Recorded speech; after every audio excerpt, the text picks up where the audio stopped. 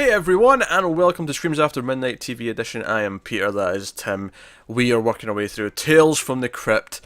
This is going to be season 6, sorry, I'll say that again. Season 6, episode 3. My words kind of ran onto each other there. It's called Whirlpool. Full spoilers for the episode, as per usual. And before I even get to say what this one's about, I want to point out how short this episode is, because when I started it, it was like 20 minutes and something seconds. It wasn't even 21 minutes long, which is notable because the intro, takes up a minute, and then the Crypt Keeper segment, and then you've got the Crypt Keeper segment at the end. So overall, the actual story is maybe about 17 minutes or something like that. So I just want to point out how short this is. And I thought, oh, maybe that'll be good. Maybe that'll make it a really tight episode. Maybe it'll be, really focused and really to the point. But the plot of this one is we have a comic book artist who, and it's not the first time we've had a comic book artist as a main character either. We had a pretty decent episode in season 2 with a comic book artist whose creations were coming to life, if you recall that episode. But this is a comic book artist who is basically told she's shit by her boss, played by Richard Lewis, who I didn't recognise at first, but I knew him from something, and then I was like, oh wait, Curb Your Enthusiasm, it's him, Richard Lewis, because he's much younger here, obviously, but basically, it's weird to see him actually acting as a character. And as a character, yeah. Because that's what I know him from. I know him playing himself in Curb Your Enthusiasm. It's bizarre, but he fires her. She goes out, gets drunk. We know she's got a drinking problem. She comes back, kills him, and then the police shoot her. And then she wakes up and relives the day over again. That's the premise of the episode. It's a time loop episode where no matter what she seems to do, it always seems to end with both her and her boss getting shot. That's kind of the premise of the episode. So, Tim.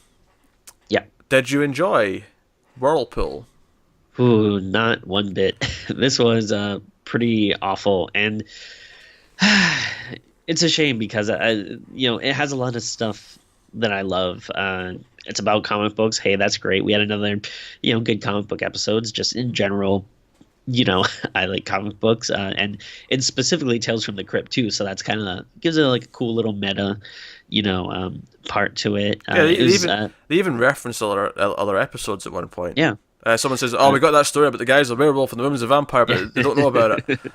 Yeah, they're poking fun of themselves a little bit, which was fun, and it's directed by Mick Garris, who I like. He did a lot of Stephen King adaptations and stuff. He's a really good guy, but it just doesn't come together. The story's not interesting. It's I don't think they really developed it well enough, because this episode's terrible. Just to make that clear, my stance in this is that it's terrible. Yeah. Because I'm like, okay, a time loop episode in Tales from the Crypt could be a fun idea. They spend the first 5 minutes though on this scene of this con job, and then the guy the kill gets back up out the bath and kills the guy, and then it does the fake out where it's no, that's the comic book they're writing. She's like, oh, that's a comic book pitch. And I was like, wait a minute, this episode's already the shortest episode I've ever watched in a show, and you just wasted 2-3 minutes on this fake out scene.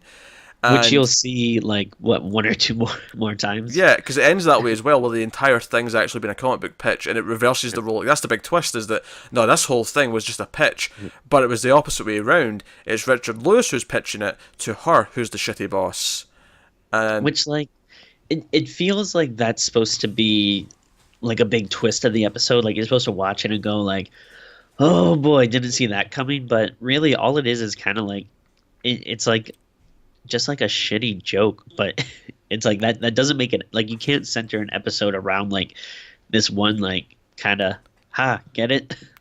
Yeah, because it really bugged me, because I got annoyed when they first did the whole, oh, this was just in the comic book, now we're in the real story. So when they did it again at the end, I just got annoyed, even more. I was like, what? So that was your entire twist, was just what you did at the start of the episode, again? Making me feel like everything was just kind of a waste of time. And again, there's ways you could have done this. You could have done something oh, the reason why she was the scumbag in the story, and why he was the successful boss man, is because he's writing it, and he's getting his revenge, and he's it's basically his fantasy. There's things you could do there where it makes sense, and then when you find out it's all in his head and it's all his fantasy, it could work. It could make some sense. You could also just have fun with the time loop aspect, because the one time I actually got mildly excited during this episode is after it's happened once, she decides to come round to him again, and the day plays out the same way, but she decides not to bring the gun. She just goes to talk to him. and he pulls out his own gun and says, "No, you're here to kill me." And I thought, oh, are they both time looping? Are they both reliving this day? And he knows she was going to kill him, and that's why he's doing this now Ooh, too. And I thought, oh, that'd be interesting. that's an interesting twist in the whole time loop thing, the whole Groundhog Day thing. And instead, it's not. And then the third time they loop, where she just calls in sick, he just shows up at her house with a gun, and then the cops still show up at her house For and no shoot her. reason. And I'm like, okay, so no matter what they do, this always happens. They always get shot. And I'm like, okay, so what's the interesting resolution to this? And it's just the stupid twist that we said, like, where it's, oh Yeah. no, this is all a comic book pitch from him. All it was a boss writing a story about killing, or a comic book artist writing a story about killing their boss and then giving it to their boss, which is kind of like a weird thing to do. But Yeah, and I think, okay, even you set that all that stuff aside, just the fact that I feel like it was done in such a cheesy way, like, and every time the cops came, like, first of all, they felt like weird, like, kind of period piece cops, like they felt more like from the like 40s or 50s or something than like modern cops. And then it kind of like they'll shoot her, and then it's like slow motion, and it's like this no like tilting camera kind of thing where it's like this is all just super cheesy. It's not like scary or gory or anything, and it's just dumb. also, when the time loop, like after the first time they both die, they spend a lot of time showing the same like starting scene again with them, like Oh, like, yeah. with her getting it, saying, "No, this story's crap," and other guy, you do the other story about the head getting cut off. Like they played like a whole minute of a scene again, and it was kind of like, again, this episode is 20 minutes long, and Yeah. like you've wasted like so much of it on that whole bathtub thing that was the original comic book story at the start. Like, I don't know. I feel like it wasted so much time. I came away from this feeling like there was like 5 minutes of story stretched out to 17 or whatever. Without a doubt, yeah. This like super feels like a weird rushed like fill-in episode. Like Yeah. at the last minute, they were like, "Oh shit! Like we need more time for episode 4, so let's just make like throw this in for the third episode or something." Yeah, don't know. it feels so cobbled together. Nothing comes together or works. Like I never got excited by the time loop element because they were playing it so weird. Yeah. It's just bizarre. So yeah, this episode sucks. It's the shortest episode, and we're not even hitting 10 minutes yet. I'm kind of out of things to say. A big drop from last week's episode. Oh which, god, yeah, last we week's both was loved. was good, but it seems like the world agrees though. Its rating in IMDb is quite low, lower than anything recently.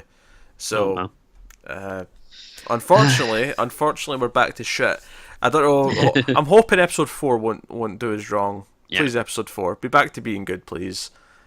At the very least, like, just be okay. Like the first episode of this season, at least I was like, oh yeah, this is okay. My worry when we get to the end of this season is that we'll be like, okay, I had that one great episode. Episode 2 of the season was great, but the rest was garbage. Like, that is my worry at this point. Yeah.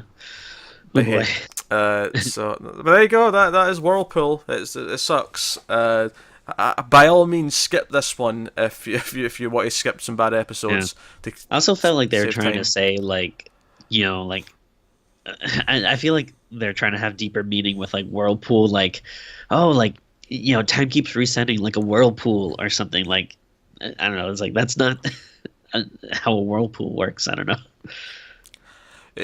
Yeah, sure.